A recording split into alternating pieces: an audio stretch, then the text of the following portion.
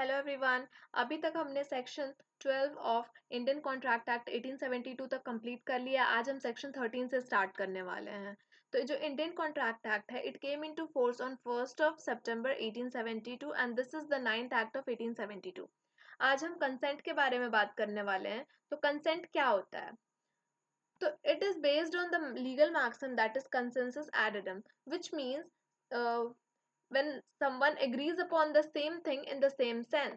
तो कंसेंट का मतलब होता है जब टू या टू से ज्यादा पर्सन अगर एग्री कर जाते हैं upon the same thing in the same sense, तो उसे हम कंसेंट कहते हैं। तो कंसेंट हमेशा फ्री कंसेंट होनी चाहिए एक कॉन्ट्रैक्ट को फॉर्म करने के लिए। और फ्री कंसेंट क्या होती है? That has been provided under 14। So section 14 is saying that if any contract is made under the coercion, undue influence, fraud, misrepresentation or mistake, तो अगर इन बेसिस पर हमने कोई भी कंसेंट दी है तो that consent is not free consent. और इनसे फॉर्म किया हुआ कोई भी कॉन्ट्रैक्ट हमारा प्रॉपर कॉन्ट्रैक्ट नहीं होता और उसे हम वॉइडेबल करवा सकते हैं।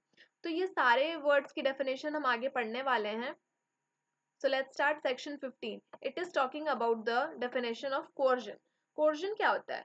Coercion is the committing या threatening to commit। हम कोई एक्ट कमिट कर रहे हैं या थ्रेटन कर रहे हैं कमिट करने के लिए कोई भी ऐसा act which is forbidden bye IPC.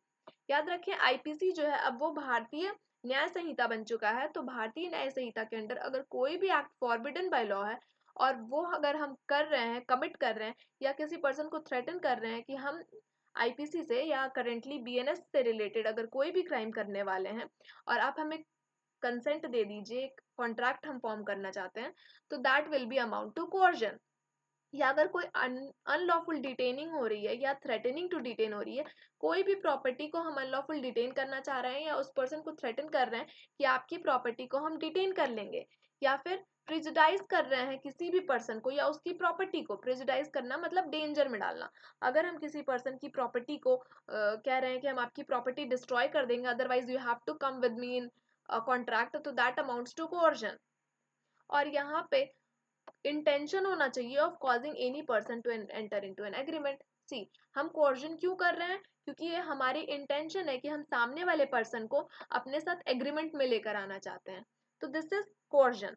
Now comes, see, coercion की एक एक्सप्लेनेशन दी हुई है। It is immaterial whether IPC is or is not in force in India where the coercion is employed. See, अगर आईपीसी या currently जो BNS है हमारा भारतीय न्याय संहिता, अगर उस जगह पर लागू नहीं होते हैं जहां पर कोर्जन किया जा रहा है, स्टिल उस जगह पे जो कोर्जन है वो वैलिड कोर्जन है। और ये इमटेरियल है कि आईपीसी अप्लाई होता है या नहीं होता है। अगर कोई भी पर्सन कोर्जन करके एग्रीमेंट कर रहा है तो that will amount to coercion.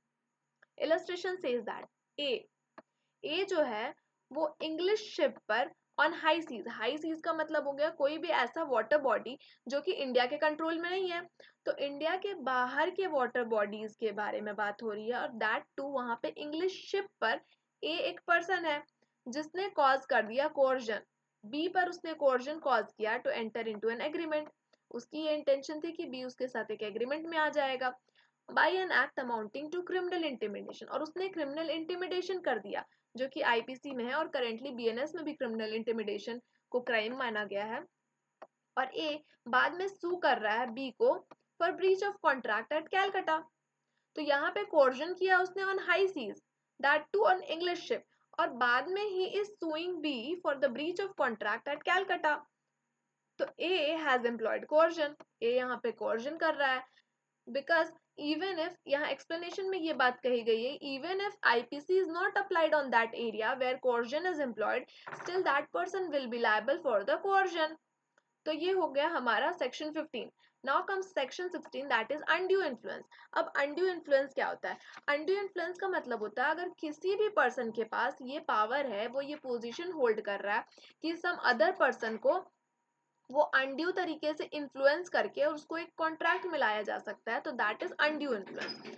A contract is said to be induced by undue influence. A contract को हम इंड्यूस्ड बाय अनड्यू इन्फ्लुएंस तब कहेंगे जब रिलेशन है किसी भी पार्टीज के बीच में, वन ऑफ द पार्टीज उसमें पोजीशन होल्ड कर रहा है कि वो अदर पर्सन को डोमिनेट कर सके, उसकी विल को डोमिनेट कर सके। डोमिनेट करने का मतलब हो गया, if I am at that position कि हम आपको किसी भी तरह से फोर्स करके आपके साथ एक कॉन्ट्रैक्ट कर सकते हैं, आपको एग्रीमेंट में ला सकते हैं, तो that will be undue influence from my side.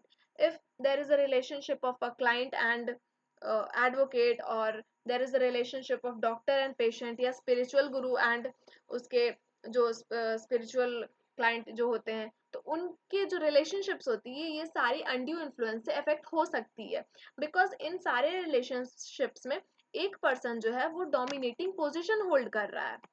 तो in particular and without prejudice to generality for the of the foregoing principle, a person is deemed to be in position to dominate the will of the other. अब यहाँ subsection 2 में ये बात कह दी गई है कि दो ग्राउंड यहाँ पे बता दिए गए कि किन ग्राउंड्स पर अनड्यू इन्फ्लुएंस किया जा सकता है. सबसे पहले जो पर्सन है वो रियल और एपरेंट अथॉरिटी होल्ड कर रहा है over the other. And the second point is ये उनके बीच एक फिड्यूशरी रिलेशनशिप है. फिड्यूशरी रिलेशनशिप का मतलब है उनके बीच एक भरोसे का रिश्ता है जिस बेसिस पर एक पर्सन दूसरे पर्सन को डोमिनेट कर सकता है, उसके विल को मैनिपुलेट कर सकता है.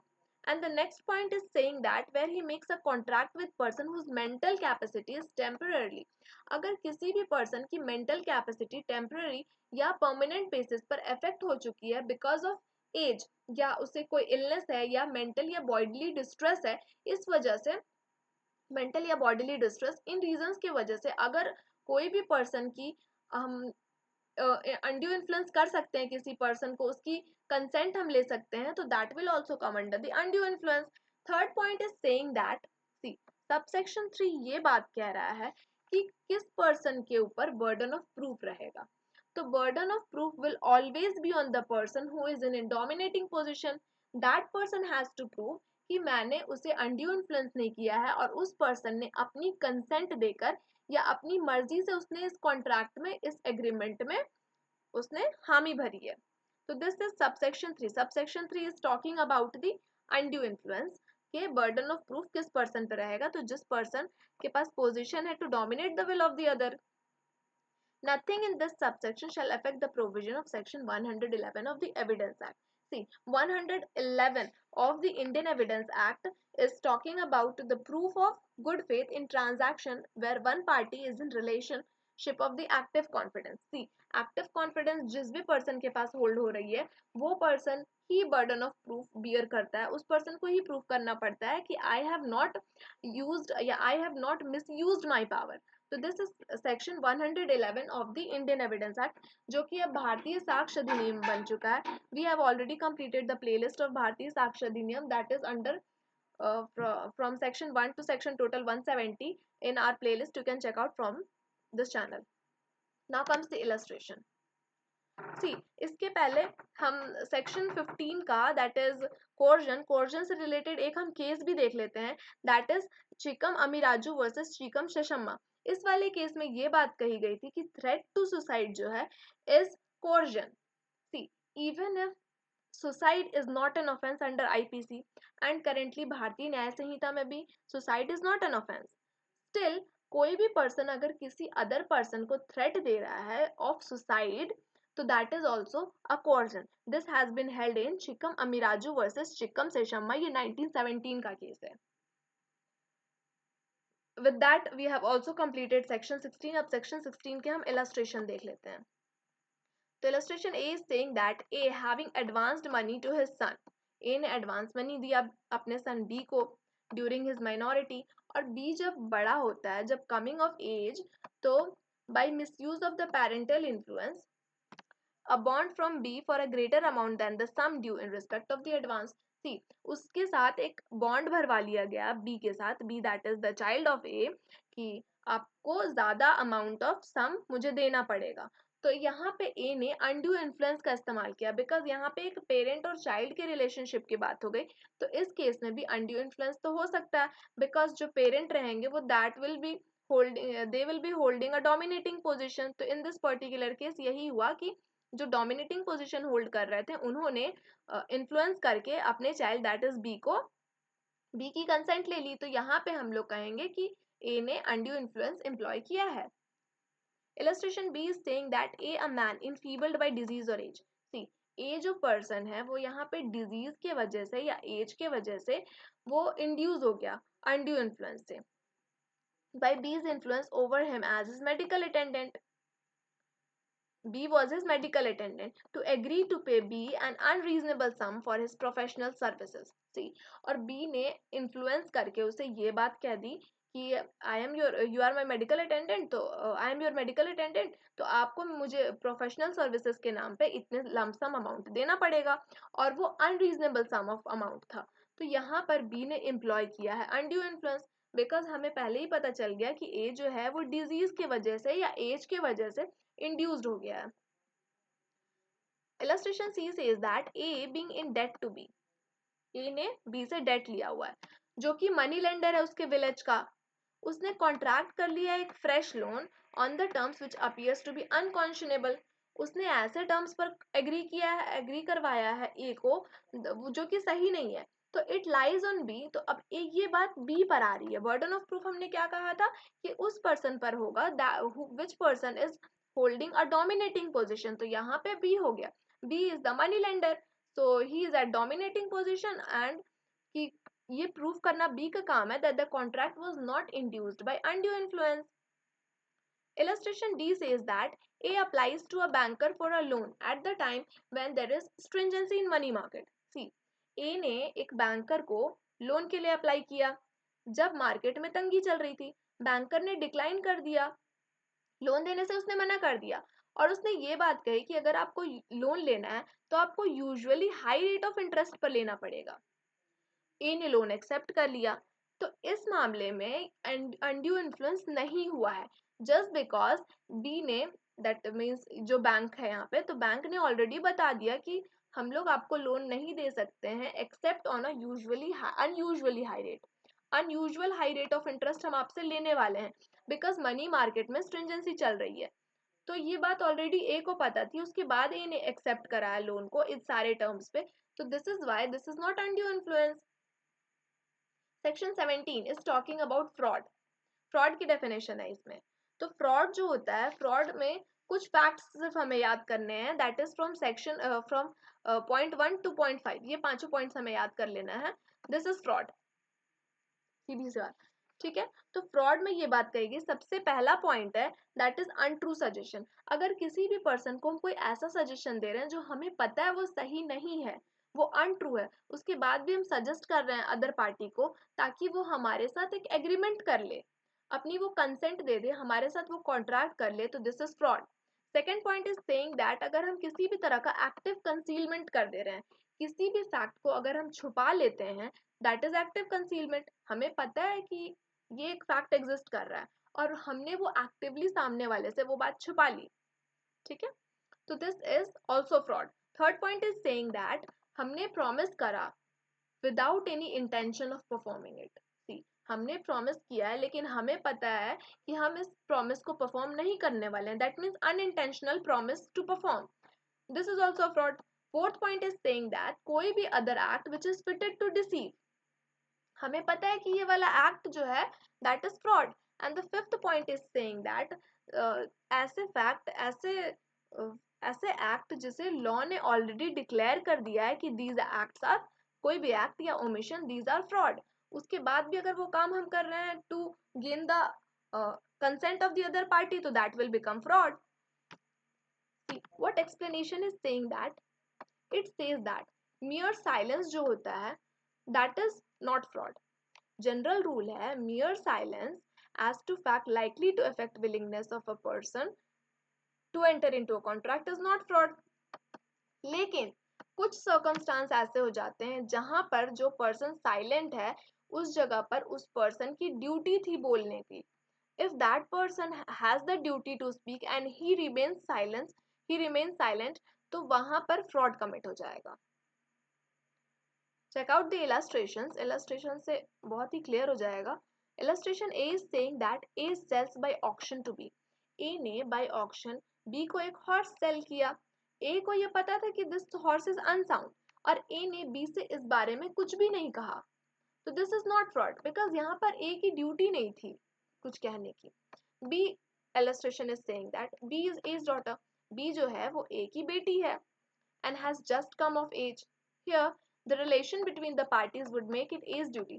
अब इन लोगों का रिलेशन ही इस तरह का है, एक डॉटर और एक फादर का रिलेशनशिप है, तो इस वाले रिलेशनशिप में ए की ड्यूटी हो जाती है कि उसे अपनी डॉटर को सारी बात डिस्क्लोज करनी पड़ेगी। और यहाँ पर अगर हॉर्स के अनसाउंडनेस की बात वो अपनी डॉटर से छुपा लेता है वो पर्सन, तो दिस विल बी फ्रॉड, क्योंकि यहाँ एक्टिव कंसीलमेंट हो गई और यहाँ पर ए की ड्यूटी है बोलने की। Subsection illustration C is saying that B says to A, B ने A से कहा if you do not deny it I shall assume the horse is sound। अगर तुम मना नहीं करते हो तो मैं ये मान लूंगा कि ये जो हॉर्स है ये साउंड माइंड का है। ए उस पर कुछ नहीं कहता है, तो यहाँ पर ए की साइलेंस जो है that is equivalent to speech. आपने कुछ नहीं कहा, मतलब आपने हामी भरी है कि that is horse is sound. Illustration D says that A and B being traders, A और B यहाँ ट्रेडर हैं, उन्होंने एक कॉन्ट्रैक्ट में एंट्री ली। ए के पास एक प्राइवेट इंफॉर्मेशन थी कि प्राइस चेंज होने वाली है ऑफ द कॉन्ट्रैक्ट, जिस कॉन्ट्रैक्ट में वो आ रहे हैं उसमें जो भी गुड्स होंगे तो उसकी प्राइस चेंज होने वाली है, विच वुड अफेक्ट बीज विलिंगनेस। और जो इंफॉर्मेशन बी की विलिंगनेस को चेंज कर सकता है, मतलब हो सकता है इस इंफॉर्मेशन को जानने के बाद हो सकता है बी कॉन्ट्रैक्ट ना करे। तो यहाँ पर A is not bound to inform B because A के पास सिर्फ एक प्राइवेट इंफॉर्मेशन है, तो he is not duty bound to speak that. Section 18, this is the last section of this lecture. It is talking about misrepresentation। तो misrepresentation का मतलब होता है कोई भी पॉजिटिव असर्शन, हमने पॉजिटिवली कोई भी बात कही है विदाउट एनी इंटेंशन या अनइंटेंशनल या विदाउट रॉन्गफुल इंटेंशन, हमने पॉजिटिव असर्शन करा है in a manner not warranted by information of person making it that of which is not true though he believes it to be true. हमें पता है या हम भरोसा करते हैं कि जो बात हम कह रहे हैं ये ट्रू है, ऑल्दो वो ट्रू नहीं था लेकिन हमारा भरोसा था कि दैट इज ट्रू और उसके बाद हमने वो बात कही है, that is misrepresentation. Subsection 2 is saying that any breach of duty without an intent to deceive करने का हमारा कोई इंटेंशन नहीं था लेकिन हमने यहाँ पर ड्यूटी ब्रीच कर दिया, gains an advantage to the person committing it. और जिस पर्सन ने ब्रीच ऑफ ड्यूटी करी, दैट मीन्स अगर मैंने ब्रीच ऑफ ड्यूटी करी है और मुझे कोई एडवांटेज इससे हो जा रहा है, या फिर अगर हम कुछ ऐसा काम कर रहे हैं या कुछ ऐसी चीज क्लेम कर रहे हैं जिससे सामने वाली पार्टी मिसलीड हो जा रही है और उसका कुछ लॉस हो जा रहा है, दैट इज ऑल्सो मिसरिप्रेजेंटेशन। हमने यहाँ पर विदाउट इंटेंशन टू डिसीव करा है, ठीक है, इंटेंशन इसमें भी हमारी नहीं थी। Third clause is saying that causing however innocently a party to an agreement to make a mistake as to substance of a thing which is subject to the agreement। See third point बात कर रहा है अगर innocently हमने कोई भी ऐसा काम करा है जिससे सामने वाले को लॉस हो जा रहा है, मतलब इट कवर्स केयरलेसनेस, आप यहाँ पे केयरलेस थे इस वजह से आपने इनोसेंटली कुछ बात ऐसी कही या कुछ ऐसा करा है जिससे सामने वाले को एग्रीमेंट में आना पड़ गया, वो एग्रीमेंट में आ गया। तो इंड्यूसिंग सब्जेक्ट मैटर यहाँ पर हम इंड्यूस कर रहे हैं, ठीक है। तो 18 में इतनी सी बात कही गई है, कोई अनइंटेंशनल या विदाउट रॉन्गफुल इंटेंशन अगर हम कुछ भी काम करते हैं इसमें एक केयरलेसनेस भी आ जाएगी अगर हम वो करते हैं, तो that will amount to misrepresentation. अब हम फ्रॉड और मिसरिप्रेजेंटेशन में माइनर से डिफरेंसेस देख लेते हैं। सबसे पहली बात, फ्रॉड में इंटेंशनल कंसीलमेंट होती है with the intention to deceive, और यहाँ मिस रिप्रेजेंटेशन में यहाँ इतनी सी बात कह दी गई है सबसेक्शन 2 में कि इंटेंशन टू डिसीव आपका एब्सेंट रहेगा, इनोसेंट मिस स्टेटमेंट रहता है मिस रिप्रेजेंटेशन में। फ्रॉड में जो party who is making fraudulent statement believe that the fact doesn't exist. Fraud के मामले में हमें पता है हम जो बात कह रहे हैं वो गलत है, लेकिन यहाँ मिस रिप्रेजेंटेशन में ऐसी कोई बात नहीं है। मिस रिप्रेजेंटेशन में हम जो बात कह रहे हैं हमें लगता है कि वो बात सही है इसीलिए हम वो बात कह रहे हैं। फ्रॉड में right to sue for damages आपके पास है, लेकिन मिस रिप्रेजेंटेशन में you can't sue for damages because यहाँ पर हमने एक इनोसेंट मिस्टेक कर दी थी, तो हमसे डैमेजेस क्लेम नहीं करे जाएंगे। ऑल्दो मिसरिप्रेजेंटेशन के मामले में भी जो एक एग्रीमेंट होता है वो एक जो कॉन्ट्रैक्ट होता है कॉन्ट्रैक्ट वॉइड हो जाता है, वो हम वॉइडेबिलिटी पढ़ेंगे सेक्शन 19 और 19A में। तो हमने क्या कहा, फ्रॉड के मामले में right to sue for damages हमारे पास रहता है क्योंकि दैट पर्सन ने एक्टिव कंसीलमेंट करके हमें धोखा दिया है, लेकिन मिसरिप्रेजेंटेशन में सामने वाले की बस एक इंटेंशन तो कुछ नहीं था, नेग्लिजेंस हो गई थी, केयरलेसनेस हो गई थी, इसीलिए तो उसमें हम उससे डैमेजेस नहीं क्लेम कर सकते हैं। तो ये था differences between fraud and misrepresentation. अब नेक्स्ट वीडियो में हम सेक्शन 19 से स्टार्ट करने वाले हैं। Thank you.